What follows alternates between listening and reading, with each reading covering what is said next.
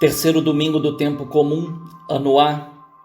Primeira leitura, Isaías 8, 23b a 9, 3. Salmo 26. Segunda leitura, 1 Coríntios 1, 10 a 13 e 17. Evangelho, Mateus 4, 12 a 23. A perícope mateana está situada entre a vitória sobre Satanás nas tentações, Mateus 4, 1 a 11, e o Sermão da Montanha, Mateus 5, 1 a 7, 29. Lamentavelmente, no nosso lecionário, estão dois cortes que são importantes para a compreensão do texto. O primeiro é a ausência da notícia da prisão de João Batista no versículo 12, primeira parte, quando soube que João fora preso. Essa notícia, como disse, é importante porque ajuda a perceber o deslocamento e a escolha de Jesus na segunda parte do versículo 12. Jesus se retirou para a Galileia. E do versículo 13, deixou Nazaré e foi morar em Cafarnaum.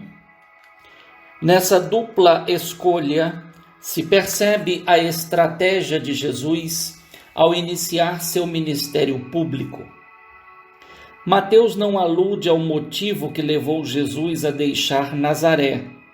Contudo, levando em consideração Lucas 4, 14 a 30, pode-se entrever o motivo, a rejeição dos seus concidadãos, que decidiram expulsá-lo da sinagoga e jogá-lo do precipício.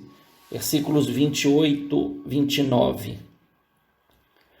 Quanto à escolha de Cafarnaum, nome que provavelmente significa vilarejo de Naum, ou ainda mais profundamente, vilarejo da consolação, a resposta vem dada pelo próprio evangelista, quando oferece uma precisação que fica às margens do mar da Galileia, no território de Zabulon e Neftali.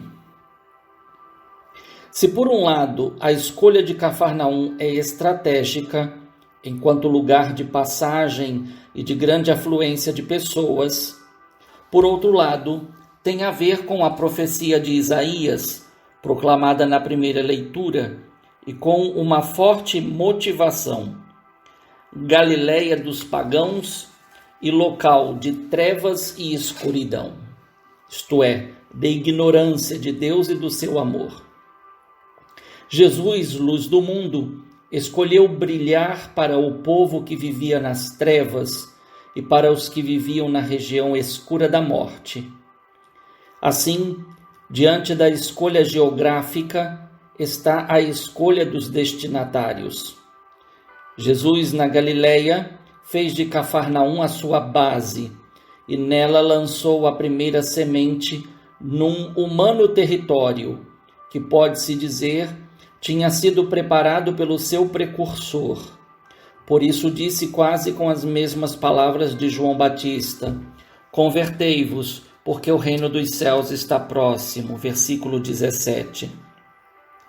A razão para a conversão não é, à primeira vista, por causa dos pecados, mas porque o reino dos céus está próximo.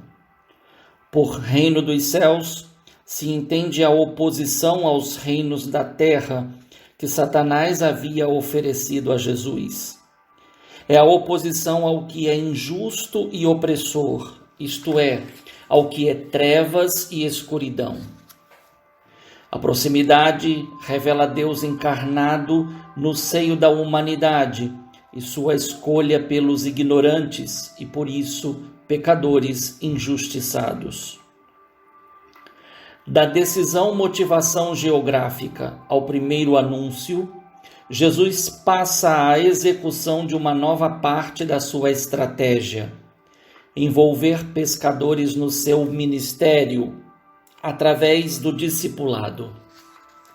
Os 4 primeiros chamados, 2 duplas de irmãos, são os primeiros exemplos de conversão ao reino dos céus e de proximidade com ele em Jesus Cristo, que é luz, justiça de Deus e exemplo de obediência à sua vontade. Deve ser evidenciado o fato dos 4 chamados não apresentarem algum tipo de resistência. Pedro e André são chamados enquanto lançavam a rede ao mar. Tiago e João são chamados enquanto consertavam as redes.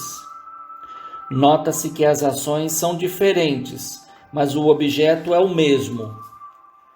Se o dado cristológico se encontra no chamado, pois é uma ação de Jesus, o dado eclesiológico se encontra na resposta incondicional ao chamado. Enquanto pescadores, pelas redes, tiravam os vivos do meio do mar e assim morriam para se tornar alimento dos humanos, enquanto discípulos, pela adesão a Jesus, irão tirar os humanos das trevas e da escuridão, isto é, da morte, para a vida. A nova rede é o anúncio do Evangelho, enquanto as ações de lançar e de consertar podem ser, respectivamente, a missão e a revisão da mesma diante dos novos desafios evangelizadores. Outro detalhe importante reside na dupla afirmação de que Jesus andava primeiro à beira do mar da Galileia, versículo 18, depois por toda a Galileia. Este detalhe revela a metodologia que Jesus escolheu para exercer o seu ministério. Fez do caminhar a ação reveladora do caminho que conduz à verdade e à vida. Fez ao lado do caminho a opção por ensinar nas sinagogas. Assim como a barca galeja sobre as águas, Jesus e seus discípulos caminham e se põem a pescar ao longo do caminho e nas sinagogas. A ação de pescar, compreendida de forma metafórica, corresponde às 4 ações presentes no versículo 23. Jesus andava por toda a Galileia. Dessa ação derivam as outras 3, ensinando nas suas sinagogas, pregando o evangelho do reino e curando todo tipo de doença e enfermidade do povo. Percebe-se claramente que existe uma relação entre causa e efeito. Os benefícios físicos e espirituais presentes nas curas atestam o poder e a autoridade do evangelho do reino. Com isso, se concretiza o anúncio contido na profecia de Isaías.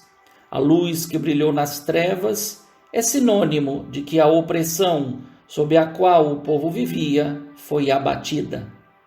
A ação libertadora de Jesus é um novo êxodo da escravidão causada por todas as formas de injustiças, inclusive a religiosa, razão pela qual Jesus ensina nas sinagogas.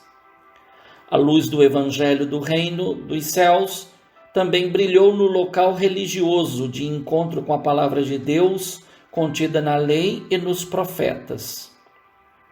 Como afirmado no início desta reflexão, houve cortes no texto, e também ficaram de fora os versículos 24 e 25, que atestam os resultados dessa missão inicial de Jesus. A sua fama se difundiu por toda a região e seus confins, incluindo Jerusalém, Judeia e Transjordânia. E isso sem WhatsApp e mídias sociais. Mateus 4, 12 e 25 ajuda a responder 3 perguntas. Quem é Jesus? É luz das nações? É quem cumpre as profecias? É quem faz escolhas estratégicas? É quem vê e chama os primeiros discípulos? É quem transforma simples pescadores de peixes em pescadores de homens? É quem evangeliza e cura? Em sua identidade, se percebe a resposta para a segunda pergunta: qual é a sua missão? Que pode ser resumida em andar, chamar, ensinar, pregar e curar, isto é, cumprir toda a justiça, fazendo a vontade de Deus. Enfim, se encontra a resposta para a terceira pergunta: como ser seu discípulo?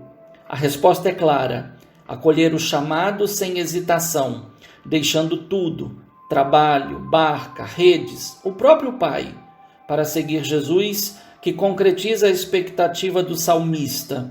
Sei que a bondade do Senhor eu hei de ver na terra dos viventes. Espera no Senhor e tem coragem, espera no Senhor.